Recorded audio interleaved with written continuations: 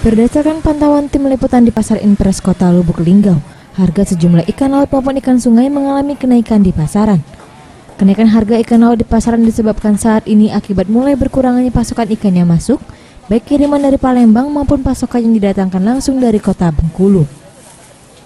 Menurut pengakuan salah seorang pedagang ikan laut, Ruhiat, kenaikan harga ikan memang sudah terjadi sebelum bulan Ramadan tiba, dan hingga kini terus mengalami kenaikan, seperti ikan patin mengalami kenaikan Rp5.000 per kilonya, ikan baung dari Rp35.000 per kilonya, kini naik menjadi Rp40.000 per kilonya. Sedangkan untuk jenis ikan laut berkisar kenaikan dari Rp3.000 sampai Rp5.000 per kilonya. Kalau lampan ini naik Rp2.000. Penyebab naik apa nih Bu? Hah? Penyebab naik? Puasa walaupun pencarinya sepi tapi tetap naik.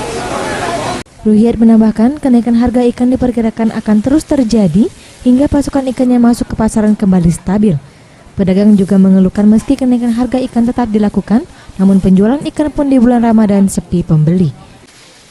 Paris Setiawan, Sriwijaya TV.